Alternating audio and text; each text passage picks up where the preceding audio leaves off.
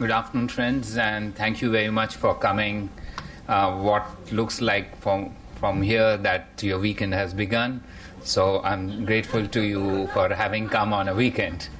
I have two announcements to make, and those relate to the External Affairs Minister's travels. The External Affairs Minister, Shri Salman Khurshid, will be visiting Brunei. His visit to Brunei is linked with three meetings that he is to attend there. And these are, first, the 11th India-ASEAN ministerial meeting, which will be held on the 1st of July. Following which, he will also participate in the third East Asia Summit ministerial meeting of foreign ministers. And finally, he will also participate in the 20th ASEAN Regional Forum meeting. All these meetings are to be held on the 1st and the 2nd of July. Subsequent to his visit to Brunei, the External Affairs Minister will also visit Singapore. This is for a bilateral meeting, and this is his first bilateral visit to Singapore. In Singapore, apart from the bilateral meeting, he will also participate and chair the regional meeting of Indian heads of mission in Asia, as well as parts of the Pacific and East Asia. Those heads of mission from ASEAN countries, as well as from Japan, Korea, Australia, and China will be present there. If I can try and tell you something about the India-ASEAN meeting, this is the 11th meeting. As you know, we had a very successful summit meeting last December in Delhi, following which we have continued to interact with ASEAN in a rather intensive manner. And currently we have 25 mechanisms of various sorts which underpin our interaction with ASEAN.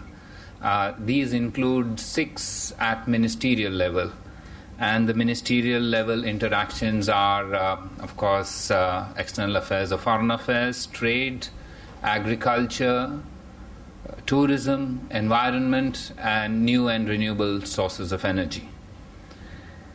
Our people-to-people interaction too has been at a fairly intense pace, and we expect that this year too we will have 250 ASEAN students visit India. In addition, 20 ASEAN journalists had visited earlier this year, and 20 more will be visiting later this year. And 8 of your colleagues who are missing from you here are right now in Kuala Lumpur, I understand, en route to Brunei, so that they can attend the meeting of the ASEAN as well as visit another ASEAN country. This is part of the media exchange between India and ASEAN. We also will continue the special course for at the Foreign Service Institute for ASEAN diplomats. My understanding is that we have approximately 1,100 ITEC and ICCR scholarships for ASEAN countries. Just a correction, it's only ITEC scholarships, 1,100 of them.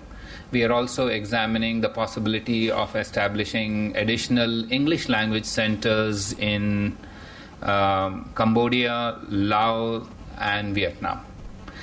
For those of you who are interested, following in the forthcoming month, we will also have a joint commission meeting between India and Vietnam here in Delhi. I just wanted to give you these details so that you understand the degree of interaction we have with ASEAN. We have this ministerial meeting, then we have a bilateral meeting of the foreign minister in Singapore, and then we will have the Vietnamese foreign minister shortly here in India. So within the space of 1 month, there will be several ASEAN-related interactions. For those of you who would like to know, our trade with ASEAN has been growing quite rapidly.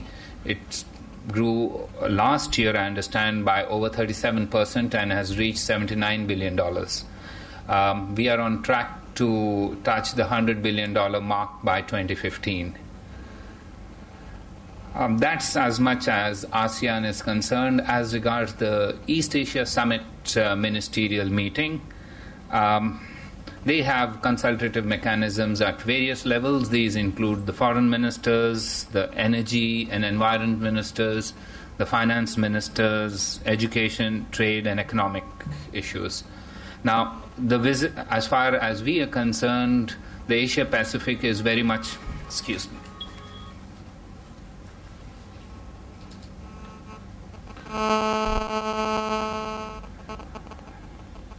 Yeah. The Asia Pacific is very much part of our Look East policy, and the East Asia Summit plays a significant role as a forum for building an open, transparent, and inclusive architecture for regional cooperation. And we are committed to the cause of economic integration in the Asia Pacific and are actively taking part in the RCEP negotiations between ASEAN states and their FTA partners. During this East Asia Summit, Brunei, as the chairperson, has proposed two new initiatives. These relate to food security and setting up a track to study group. We would also be informing the East Asia Summit foreign ministers meeting participants about progress made at the Nalanda University, because several of them have been forthcoming in their willingness to contribute to the Nalanda University. And that brings me to the last part of this Brunei visit, and that relates to the ASEAN Regional Forum. Now, ASEAN Regional Forum is the focus for CBMs and preventive diplomacy as well as peace building. It inculcates habits of cooperation in areas such as counterterrorism, organized crime, maritime security, disaster relief, and humanitarian assistance. We have participated in specific exercises under this rubric, and the ARF has agreed work plans on maritime security, counterterrorism. This provides a forum for countries to express themselves on international security-related issues such as the DPRK, South China Sea, and Afghanistan. Like in the past, the External Affairs Minister will participate and make a statement during the plenary to present our position on some of the issues on the agenda. I think that broadly covers the Brunei part of it. As regards the Singapore part of it, Singapore is our most active partner in terms of the ASEAN economically. Our trade with Singapore is the highest among ASEAN members. Singapore's investment to India during the last decade is estimated by various sources to be about 10% of the FDI flows in India. And in 2014 onwards, 2014-2015, we will celebrate 50 years of India-Singapore diplomatic relations, and the External Affairs Minister will use the opportunity to see how we can chalk out various ideas that we have to implement this in a befitting manner. He will also deliver a lecture at the Institute of South Asian Studies on India and Southeast Asia today and tomorrow. Mr. Khurshid will also be interacting with members of the Indian community as well as the business communities in Singapore. And if I have not mentioned before, apart from the foreign minister, he is expected to call on the Prime Minister of Singapore, the Emeritus Senior Minister, and the Deputy Prime Minister, Coordinating Minister for National Security. I think I'll stop there, and if any of you have any questions for me, if you will give me a minute, I will come back and answer them. Just a minute.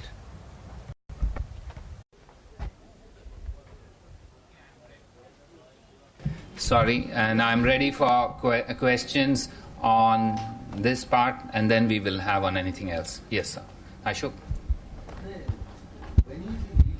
He is leaving on 30th, and he will be there on the 1st.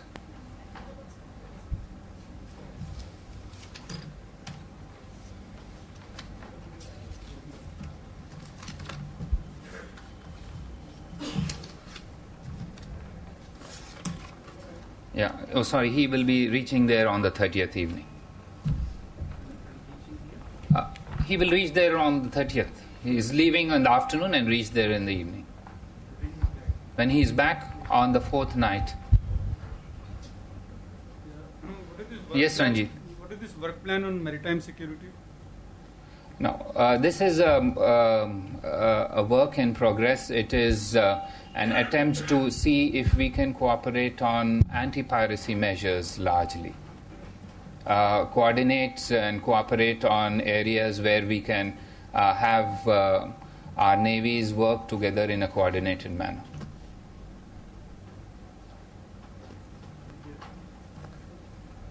Yes, Dr. Suman. Sir, National Security Advisor is in Beijing. No, let's finish this, then we can. Anybody else on Asean and Singapore? Yes. Manish? Just wondering whether any bilateral meetings are lined up on the sidelines of the ARF meeting, especially with China or Pakistan. There are several meetings that are lined up, and there are several more in the pipeline. At this stage, I can confirm Indonesia, likely Australia, China, Bangladesh,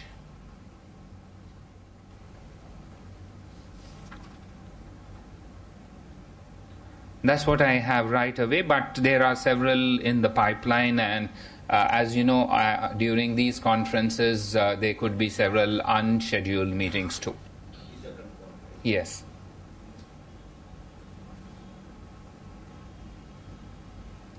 If you don't have, yes, Ranjana? Sir, could you just elaborate on the Brunei's proposal on food security and track 2 study group? I didn't quite understand. Yeah, I mean, this is a proposal that they have indicated that they will unveil. It will finally be approved only at the summit because, as you know, the East Asia Summit is a leaders-driven body. So what they've indicated to us at this stage is that these are the 2 proposals that they will unveil to the foreign ministers, and they will outline the contours of these 2 proposals at the foreign ministers' meeting, and this will be on the agenda. Based on that, it will then be discussed and will be considered at the summit, because it will be the final outcome will be only at the summit. So these are only sort of tentative indications which we thought we will share with you. Yes, Gautam. As EM would be meeting his counterpart of Bangladesh, so whether the extradition of Anup Chetia would figure in any way, because he has withdrawn his application, and Home Ministry, Indian Home Ministry has indicated that he might be handed over in the next month. You know, we never tell you the outcomes in advance.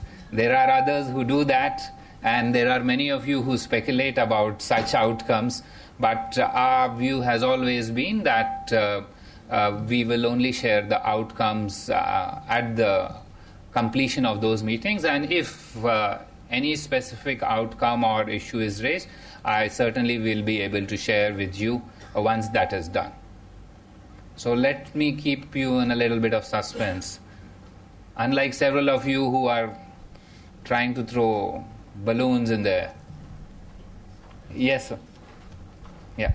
So recently the Minister of Overseas Indian Affairs said that there is no problem related to Nitakat in Kuwait. So what is the real situation in Kuwait now? Yeah. If we don't have anything, then I'll answer your question. Anything on ASEAN? Yeah. We'll come back to you otherwise.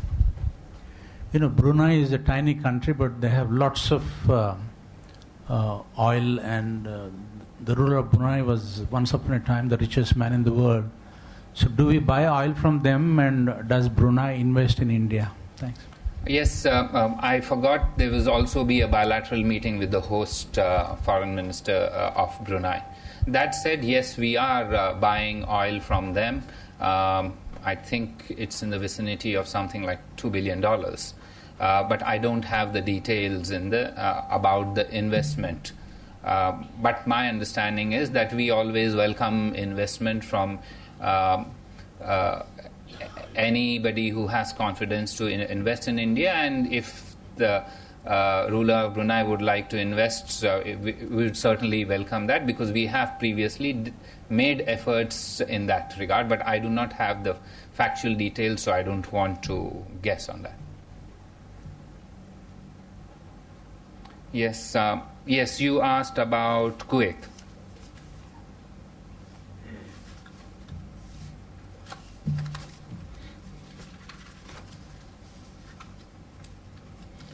Yeah, okay. Yes, let me try and summarize for you the issues in Kuwait. First, you have to understand that the Indian community in Kuwait totals approximately 700,000. Now, this is actually an increase of more than 25,000 since the beginning of the year. So, let's be clear that there is a continuing increase of Indian nationals in Kuwait. Number two, in Kuwait there have been recent cases where they have tried and targeted people who do not have either a visa to work because they've come on another visa and are working, or people who've come on a different type of visa, people who've overstayed and are working, and people who've come on a visa, for example, as a domestic but are working in an institution. These are clearly irregular by the perception of the Kuwaiti authorities, and therefore they are undertaking checks, etc., and there have been cases also of deportation. Now, let me try and explain to you the magnitude of this. During this year, there has been a total number of about 1,000 emergency certificates issued, and these people who have left are 1,000 by emergency certificates, but there are others also. And what we see is that in the first 6 months, a total of about 3,600 Indians have, through various means, been deported back to India. Now, this number, these are inclusive of the 1,000 who took the ECs. So 1,000 with emergency certificates and another 2,600 who had their passports and were deported back to India. Now, you may well think that the number is very large. Actually, it's smaller than the number last year for this same period. So the issue of movement of Indian nationals to and fro from the Gulf countries, and Kuwait in particular, because you raised this issue, is a normal phenomenon. I've told you from the beginning of the year till now, there's been an inflow of Indian nationals of about 25,000 extra compared to what they were at the beginning of the year. And the numbers of who have returned or deported is approximately 3,600. Now, there have been some instances where people have said that they were harassed or suddenly taken by surprise, etc. Our mission has been working on this matter rather proactively. We set up a 24/7 help desk and also an email identity where anybody can write if they have such concerns. By our account, approximately 600 telephone calls have been received so far on this matter. There are also approximately about 100 emails that have been received. Now, none of them relate to any specific case of harassment. These relate to general concerns, fears, apprehensions, worries, and they are being responded to. What we have told that every instance of harassment, if it is communicated to the Indian embassy, we will certainly take it up actively and pursue it to its logical conclusion. But at this stage, since we set up this mechanism about 15 or 20 days ago, despite all these numbers that I have given to you, we've not had one specific case. We are also in touch, the embassy and the ambassador are also in touch with the local organizations there. That is Indian organizations. These are based sometimes on regional basis or sometimes on other professional basis. Finally, they are in touch with large employers, those employing more than 5,000, etc. and all. They've had meetings with them to ascertain from them whether any of their employees in their personal capacities have faced problems or not. This is what we are doing proactively with the Indian community. On the other hand, we've taken this up with the Kuwaiti authorities, both in New Delhi and in Kuwait.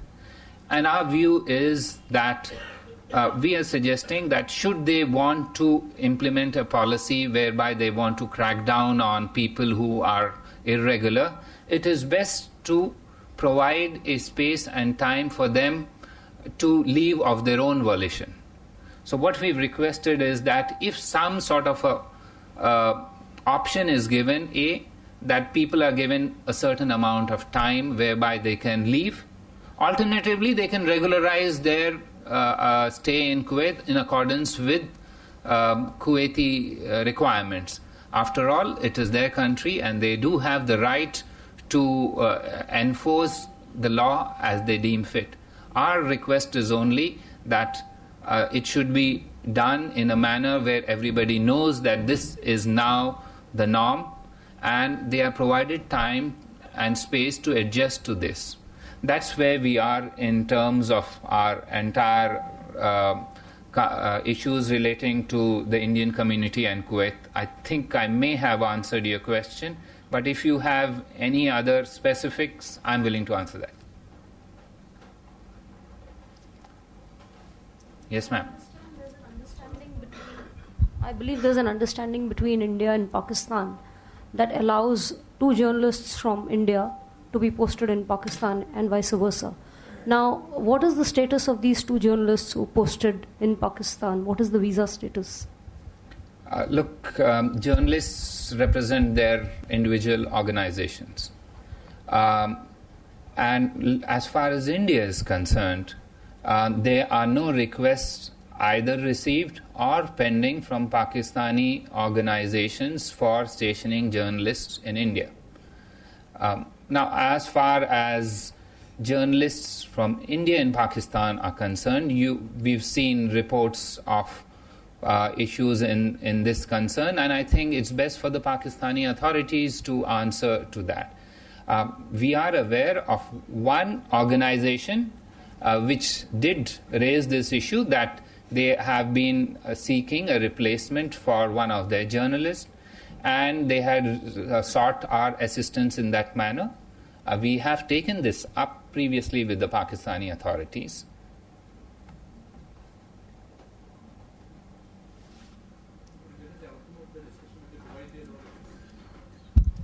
But it is the outcome of the discussion with the Kuwaiti authorities. On the suggestions we made? Yeah. No. We have made these suggestions. We understand that these are being worked through their system.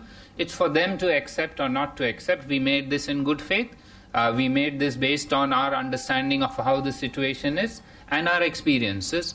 We will leave it now for the Kuwaiti authorities to make the final decision on that. We made these proposals and we hope an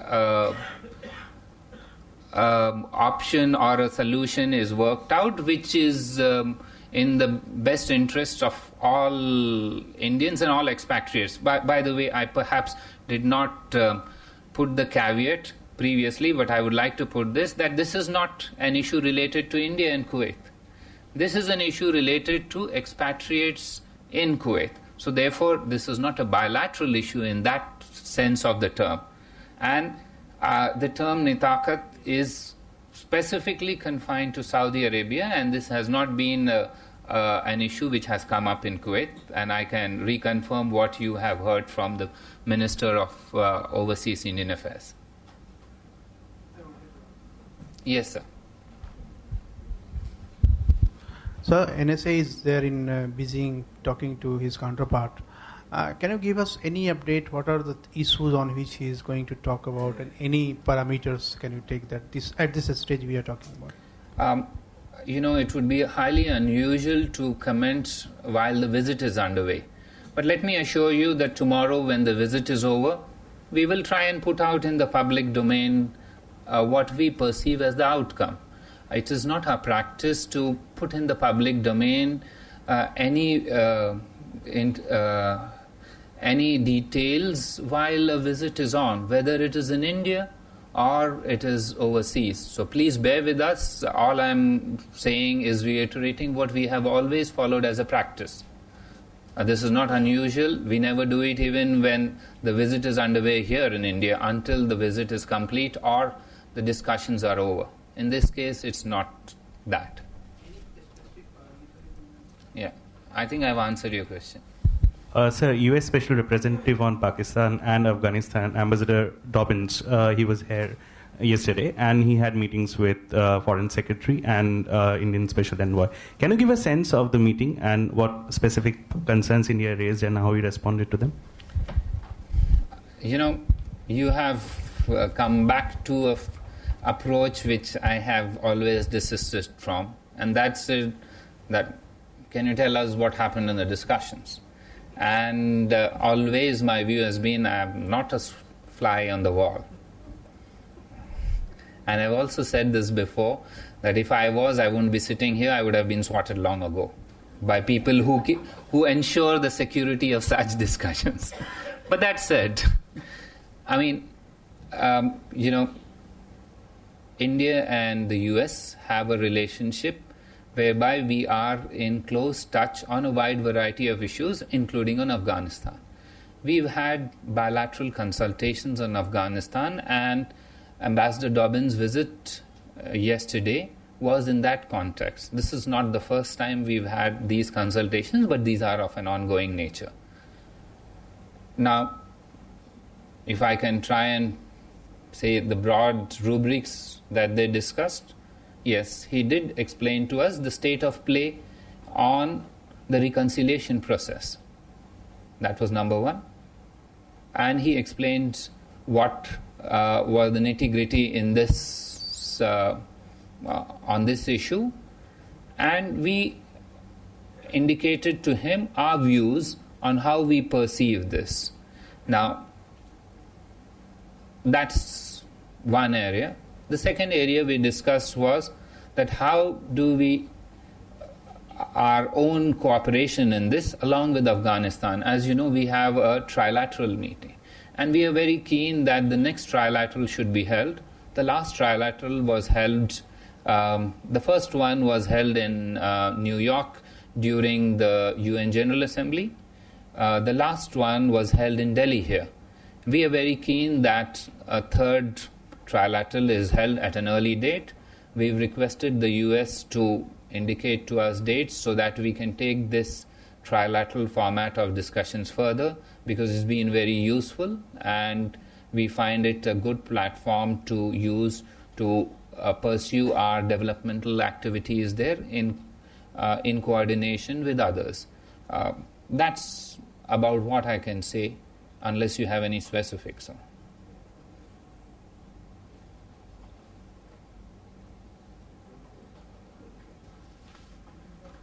Sorry, Geeta?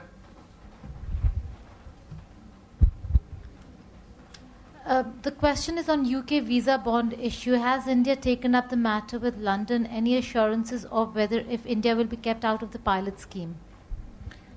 Yes, following media reports on this matter, we did take it up both at a political level, because our Minister of Commerce and Industry and Textiles, Mr. Anand Sharma, was there in the UK, also at the diplomatic level. And in both these conversations, the response we seem to be getting from that, and if I can try and summarize for you without getting into the details, is that this is a work in progress. They will discuss with us these issues. We had indicated, if you would recollect, that Should there be matters of such a nature, we would like to discuss these at the India-UK Consular Forum meeting. My understanding is that it will be held in the latter half of July, and they have agreed that this matter could be a basis for discussion there. At this stage, it's a work in progress, so I think they've also made this publicly known that they are still mulling it over, and I think it is fair that we wait till we hear from them on what is their view. Of course, they are well aware of the concerns raised in India, and these were communicated both by many of you in the media, as well as by our minister, as well as our mission there. So they are well aware of the situation. Let's wait and see how and in what format they talk to us about any plans that they may have for the future on visa-related issues. We will take it up from it then.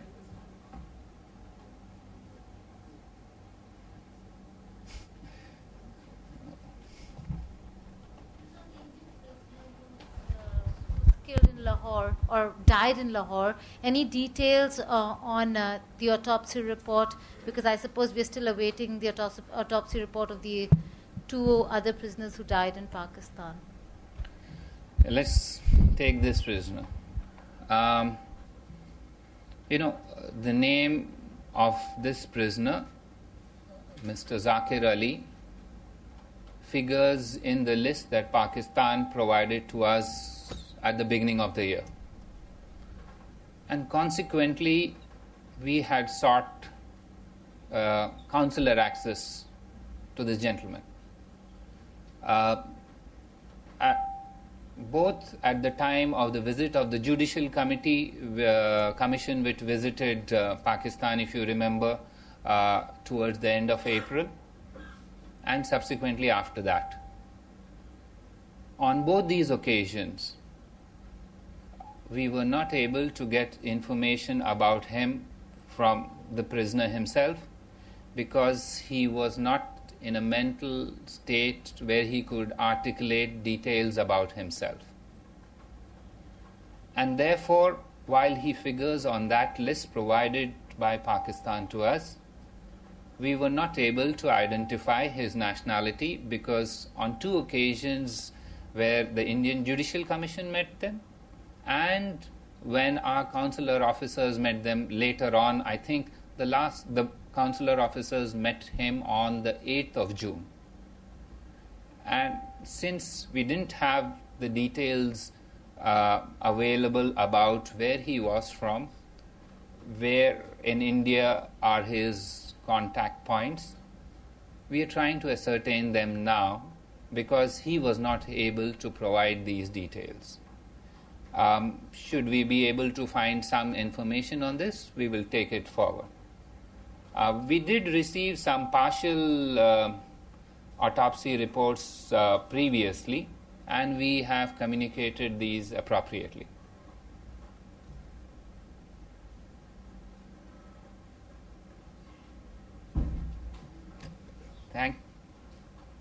Thank you very much.